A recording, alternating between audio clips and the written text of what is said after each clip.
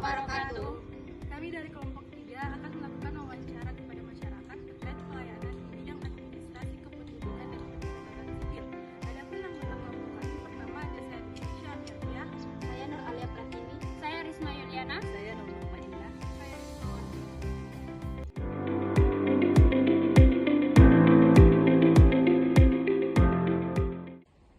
Baik, kami dari kelompok 3 sudah berada di lokasi salah satu rumah warga pengguna pelayanan pengurusan kependudukan dan pencatatan sipil.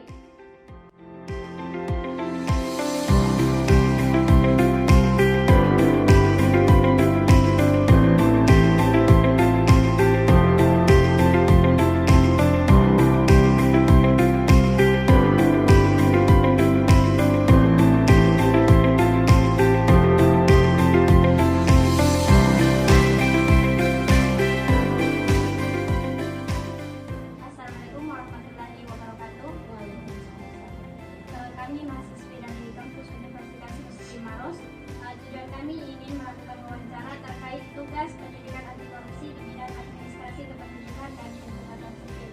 Sebelumnya perkenalkan saya Risma Yuliana dan di samping saya ada Saya Nurul Madina. saya Nur Alia Pratini. Baik, itulah tadi teman-teman wawancara saya.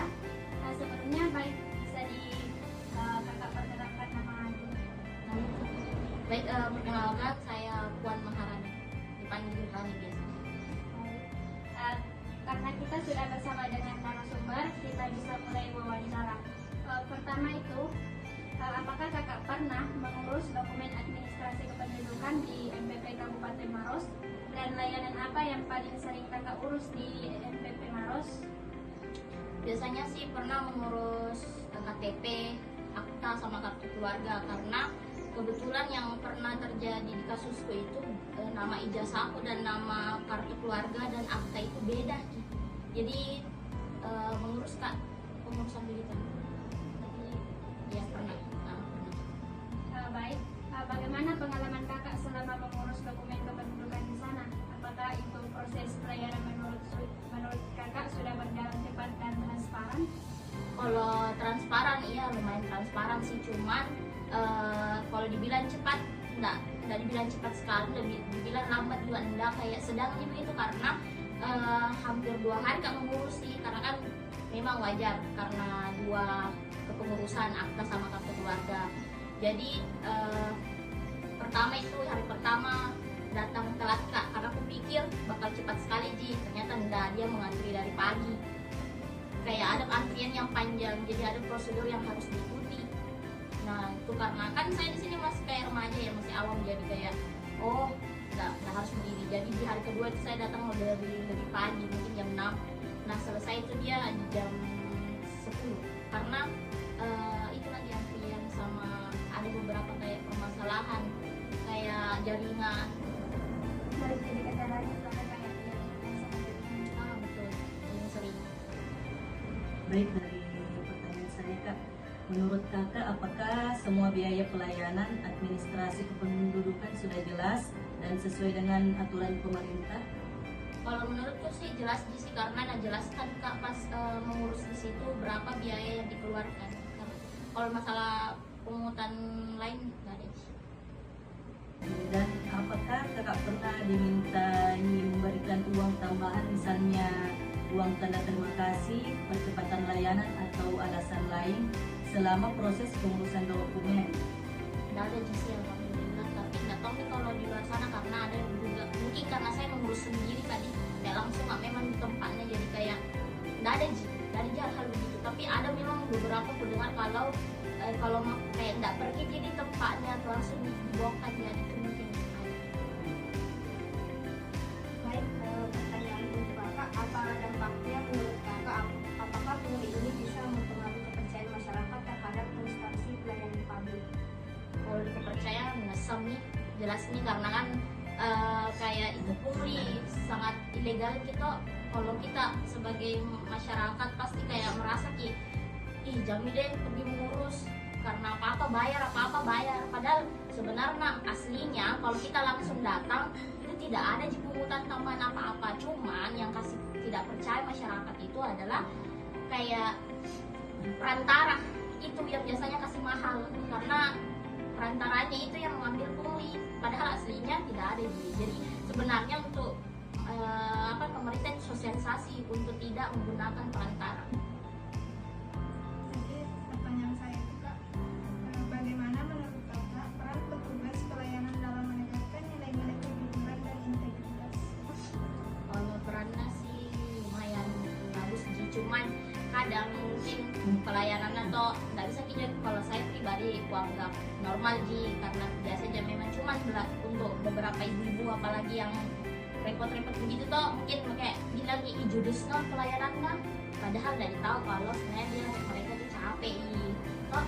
Tapi sebenarnya kalau saya normal sih, karena orang lain pasti capek nih, berarti capek untuk penjelasannya juga kayak masih bisa jadi tampak karena kayak sederhana gitu. Selanjutnya, menurut Kakak apa yang sebaiknya dilakukan pemerintah untuk mencegah praktik pungli dalam pelayanan kependudukan?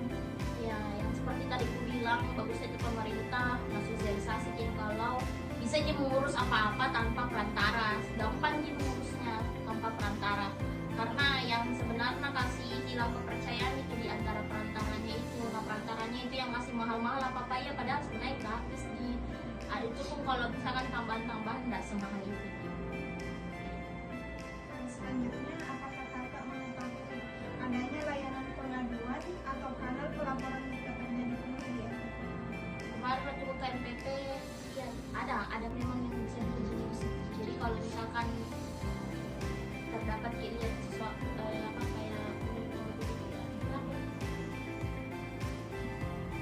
Selanjutnya, apakah Kakak pernah melaporkan atau mengetahui ada masyarakat yang melaporkan? kalau secara langsung nggak pernah nggak dapat secara langsung tapi omongan-omongan kayak A ke B, B ke C begitu. Kalau secara langsung dapat, makanya nggak pernah kamu lapor. Selanjutnya, apa harapan Kakak terhadap peningkatan kualitas pelayanan administrasi kependudukan di NPP? Saya sih mungkin fasilitasnya aja sih agak panas gitu rasa MPP sekarang ya. Kayak pengap begitu, jadi kurasa mungkin bisa ditambah kipas kah atau AC kah untuk pelayanan, entah itu akta atau apa. Mungkin masalah jaringan itu loh sebenarnya ditahu sih, kalau misalkan ini mengulur-ulur waktu jadi buatlah alasannya masih lebih logika begitu, biar kami tuh kayak pengguna pelayanan tidak kayak apa sih gitu. Kadang karena kalau saya remaja kayak biasa atau gitu kayak genset kok kayak tidak terlalu riuh tapi kasihan orang yang ibu-ibu yang nenek-nenek gitu menunggu, kasih kejelasan bilang Bu begini, jadi kayak kami tuh pengguna pelayan kayak enggak yang bagaimana sekali. Jadi harapannya itu Kak, peningkatan kualitas pelayanannya agar yang mengurus itu lebih nyaman di situ. Betul. Selanjutnya, bagaimana pandangan Kakak tentang pentingnya nilai anti korupsi dalam pelayanan publik? Penting banget sih, biar kayak kan sekarang pengguna sosmed itu agak adu toni tuh mengerti, jadi masyarakat tuh kayak dikit-dikit korupsi padahal sebenarnya nggak segitu banget sih kepercayaan pelayanan. Jadi penting sih tahu tentang apa itu korupsi.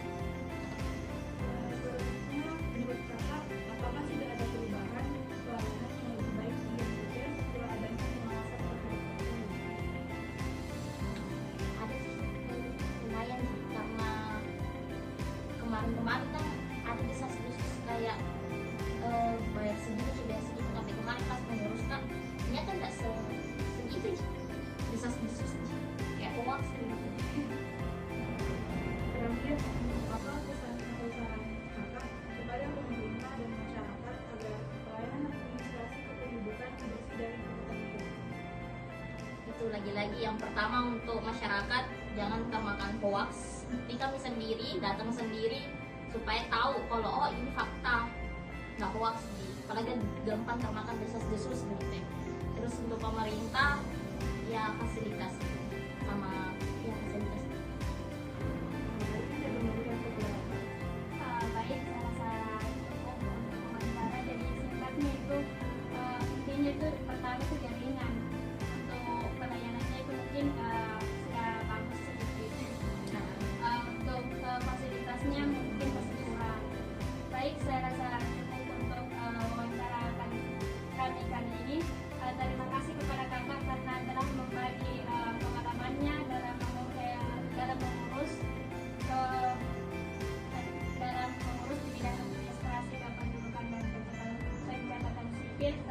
di dalam mengurus KTP. Baik, terima kasih. Assalamualaikum warahmatullahi wabarakatuh. Waalaikumsalam